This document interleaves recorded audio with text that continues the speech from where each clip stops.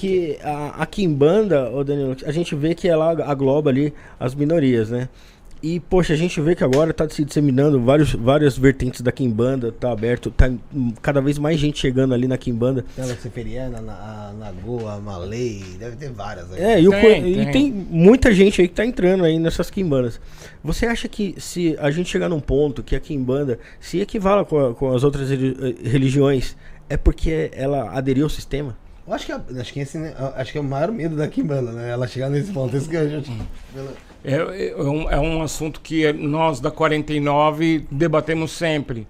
Da Quimbanda ela se render completamente ao sistema. Inclusive, um dos irmãos me questionou, perguntando se eu iria vir aqui, se eu não estaria favorecendo o sistema de estar aqui. Entendeu? E eu falei, não. Eu acho que se eu der um posicionamento diferente e colocar um ponto de interrogação na cabeça das pessoas a respeito da função social que existe na Quimbanda, que não é só feitiçaria, não é só ir você lá e cuidar do seu Exu e fazer os pactos com o seu Exu e tudo isso, né?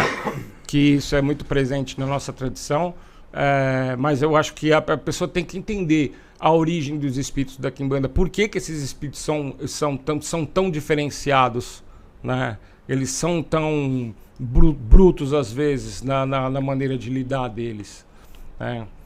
Da onde veio essa diferenciação? Eles não foram os espíritos que foram amansados, né? Eles foram os espíritos brutalizados, né? Quantos não foram jogados em valas? Quantos não morreram correndo no meio do mato? Foram destroçados por cachorros de caça, né? Quantos não serviram de prêmio, quantos não foram explorados sexualmente, porque olha, na verdade a exploração sexual no Brasil ela não aconteceu só com mulheres, ela acontecia com homens. Eu não sei se vocês sabem disso, mas existiam homens que eram escravizados sexualmente para ir dar prazer para outros homens e mulheres aqui no Brasil. Quantas e quantas meninas eram estupradas e jogadas dentro dos prostíbulos, mas essa prática já veio da Europa para cá, ela não aconteceu aqui no Brasil exclusivo, ela já acontecia lá. Por isso que o povo do cabaré, que tanto se fala na Quimbanda, é um povo de magia tão forte. Porque muitas e muitas feiticeiras do Santo Ofício tinham como condenação ser jogadas dentro do cabaré. E é óbvio que elas passavam o conhecimento uma para outra. E por isso que até hoje existe mulher do cabaré que acaba ganchando um cara que é capitão do não sei aonde, que é banqueiro, que é isso, que é aquilo, tá entendendo? Elas têm a magia, elas têm o encanto delas ali. Eu imagino que sim. E essa exploração sexual a gente via até hoje, e um combate a ela foi muito negado.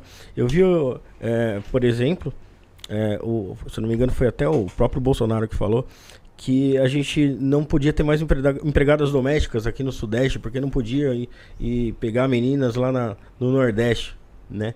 E todo mundo sabe que muitas que vieram de lá, novinhas aqui, até adolescentes ainda, às vezes saindo da infância, e foram aqui abusadas, foram estupradas. Quantas casas não tem, né? Quarto de empregada? Tem quarto de empregada. Pô, até hoje aí tem apartamento de boy aí. Certo? Que existe quarto de empregada, que as empregadas moravam em casa, tipo um sistema de semi-escravidão. Quer dizer, na verdade a escravidão existe até hoje. E é por isso que a Quimbanda ela é ativa até hoje, né? Aí, quando a gente fala sobre esse tipo de assunto, aí não fica interessante para as pessoas não querem saber disso, elas querem saber de amarração, destruição, elas querem saber de abertura de caminho, de pacto de riqueza e da polêmica do Beelzebub. É isso que elas querem saber, entendeu? Elas não querem saber das outras funções que existem na Quimbanda, né? Então, tipo, isso me deixa um tanto quanto frustrado.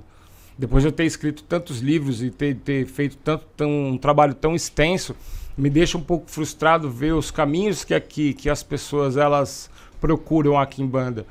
Os feiticeiros antigos, hein, isso aí a gente já pode falar desde a macumba carioca, eles já ofereciam serviços pagos. Isso é normal, o feiticeiro cobrar para fazer feitiço faz parte do próprio enredo da Quimbanda. Você tá entendendo? Mas o problema não é o cara que paga para fazer o feitiço.